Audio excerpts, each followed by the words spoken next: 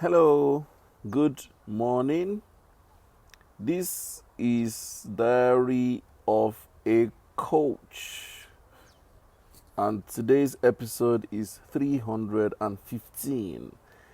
315. Diary of a Coach 315. How are you today? It's a Monday morning, people, and the weekend is over. How is it? How was your weekend? How was your sleep? Hope you're ready for a new week. This week is a week of prospecting, a week of speculating, a week of pursuing, a week of searching. This is the week when we focus on the things we are prospecting. So this is the week of getting things pursued, following up stuff.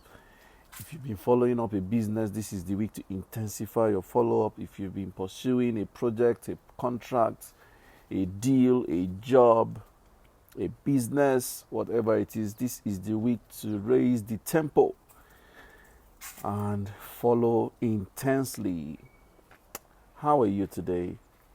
How is it going? Today's episode is titled When the Answers Are Not Coming. When the answers are not coming. When the answers are not coming.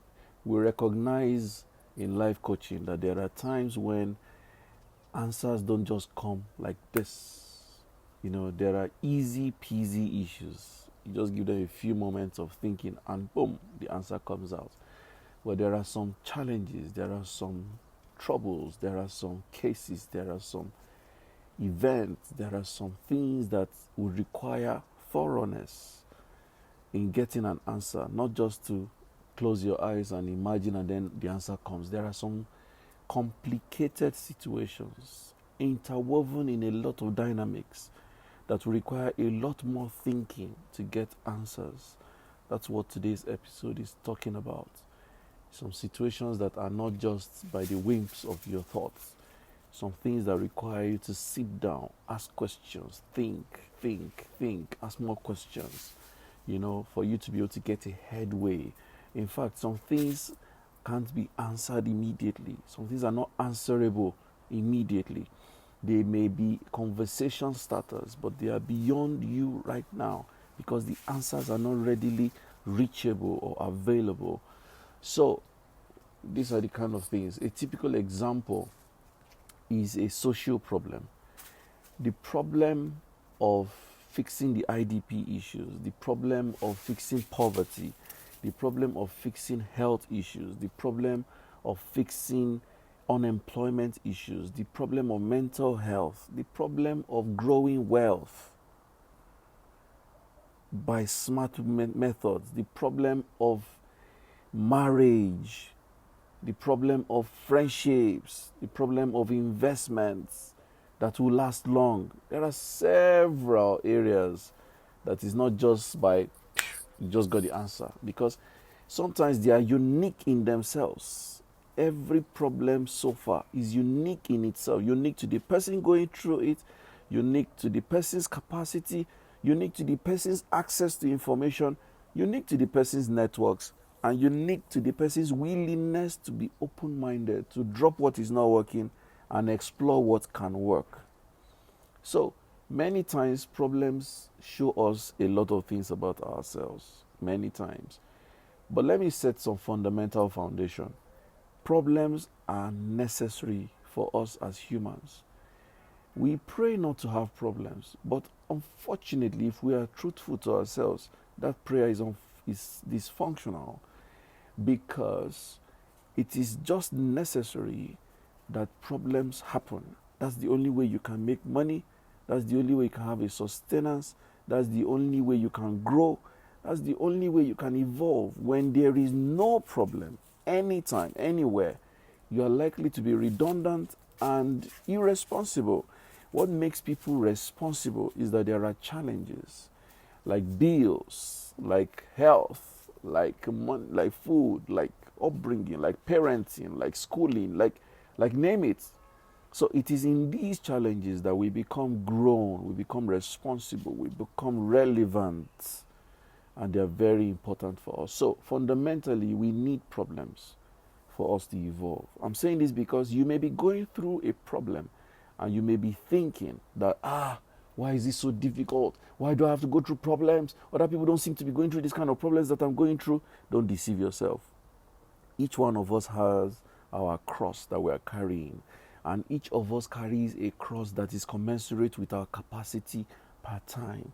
Because, well, it is said that you will not be tempted beyond the capacity that you have, which means the challenges and problems that have come your way are commensurate with the capacity that has been invested in you. That's just the logic. So it is a good thing that there is a problem to solve. That's number one. Number two, when there is a problem to solve, the first thing is that you already have residual, traditional, native wisdom or intelligence to approach it. Number two, there is already a traditional native intelligence that you have, that God has endued or endowed in you, that you can use to prospect the problem. You know, this is our week of prospecting. So when there is a problem, many times, most people just, the first thing they do is start telling people, I have this problem, how can you help me? I have this challenge, how can you help me? I have this. They begin to tell people, tell. Before you know it, the whole town knows your problem. No. The first step to take in fixing a challenge or a problem is to sit down and apply your native intelligence. God has put in all of us native intelligence. God has put in all of us the capacity to think first. Unfortunately, majority of human beings run away from thinking. Majority of human beings run away from thinking. They want to just instantly look for who to dump the problem on. And then when the person is not available, they begin to say, that person is because of that person that my problem has not been solved. I have this problem and that person is not helping me. It's just unfair. This person is not sensitive. He's not empathetic. He's not this, he's not that. You're looking for who to blame. But bro, sis, think first. Think first. So number one, it's a good thing that we have problems. Number two, you have, by the design of God, the capacity to apply your native intelligence first. Now, having applied your native intelligence, it is natural that you may come to points where your thinking is not giving you the kind of answers that you want. It's natural. That is where you now scale up. And that's what the purpose of this video is. In neuroscience, we say that the way to get a functional answer is to explore as many options as possible. The way to get a functional answer that is useful, that is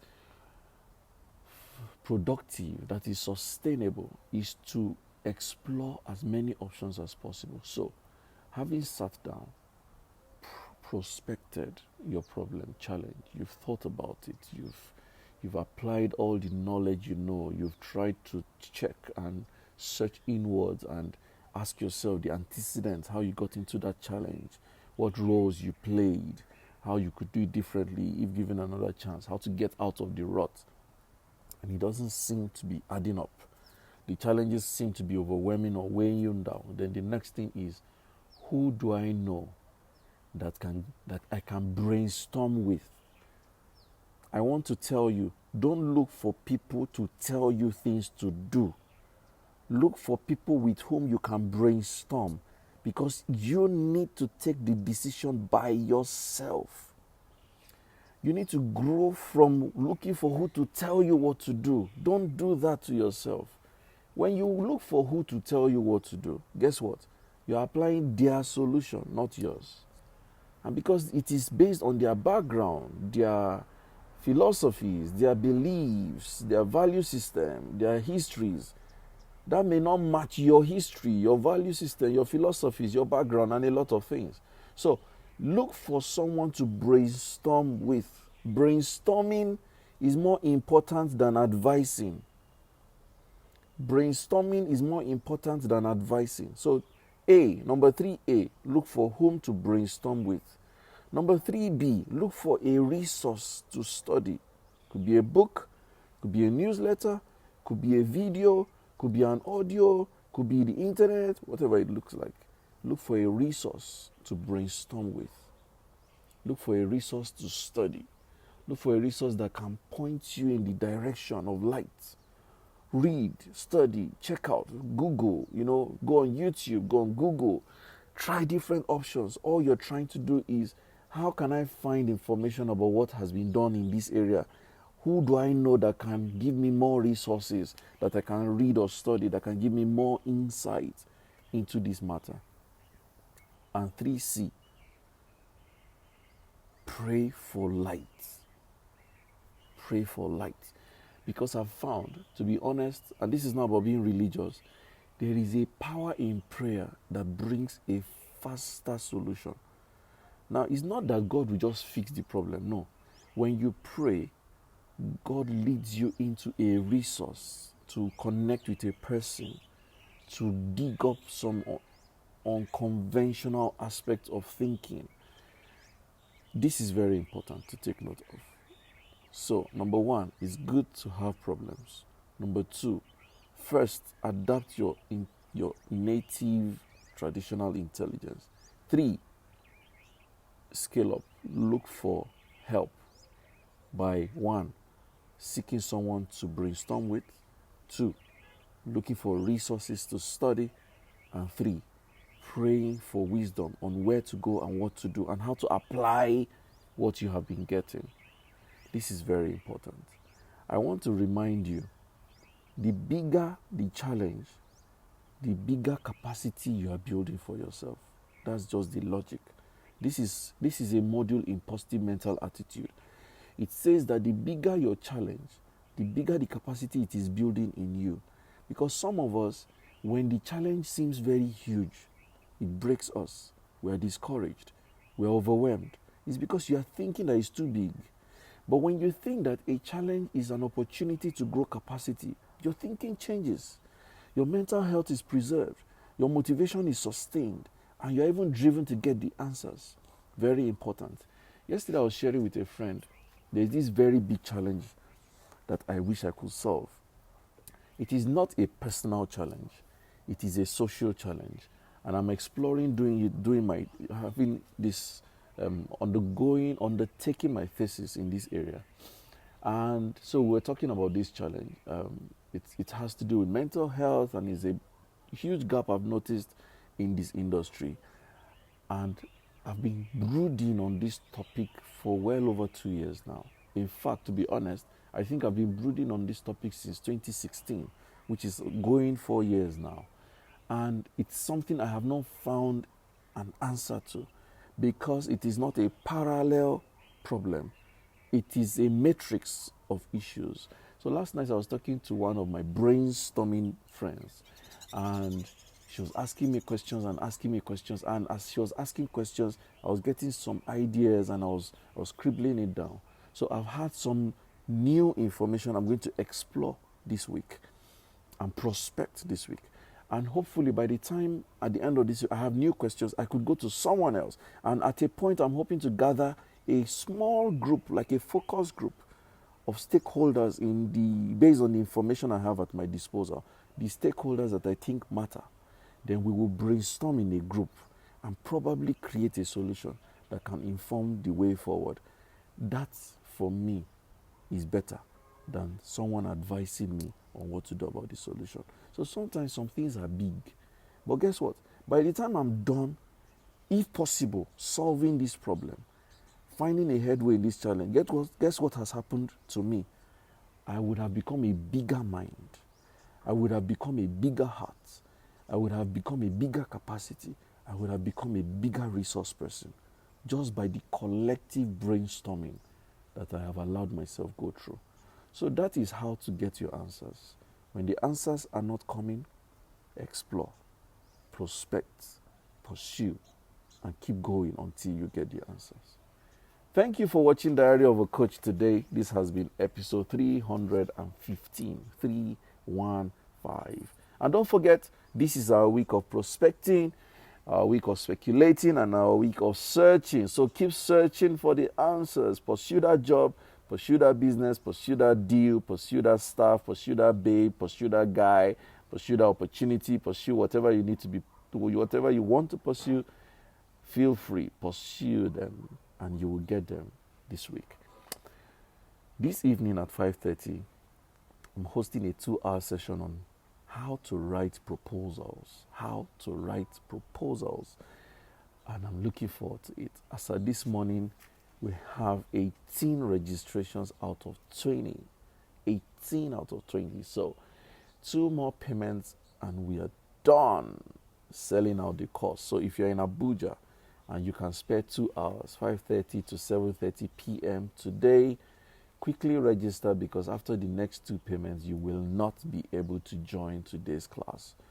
So if you want to register, send a WhatsApp message or call the number 0807 361 0884. 0807 361 0884, and you'll be registered immediately. It's just a shikini, tiny fee of 5,000 naira.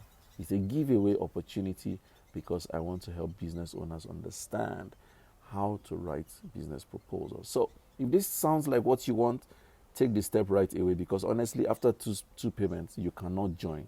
The class is a 20-seater class, and we cannot take more than 20. So once the 2 payments are done, you may have to wait till another opportunity altogether. However, my team have said that they are going to record a video of today's class. So if you're interested in getting the video, you are also required to pay the same amount of 5,000 naira only. Tiny fee. So if you're interested, reach my team immediately and they will send you the details and you'll pay 5,000 naira. And then they will upload the video after the class and send you the link to download the video. So it's all up to you now. You have no excuse that, oh, I'm not in Abuja, I can't be in the class. Or, oh, you sold out, I can't join, I joined late. You can still join. So you can get the video or you can pay on time to be in class. Either way, you don't lose. 5,000 naira only. Call the number 0807 361 0884. So, thank you for watching. I can see Raquel. Whoa. I think this is your first time on Diary of a Coach ever. And I'm so glad to have you online. Thank you for joining. I see Caleb Chidi also. I'm not sure I've seen this name before, so I think you're also joining for the first time. Thank you for joining Diary of a Coach. Have a wonderful Monday, my people, and don't forget to keep prospecting. And God bless you. Bye.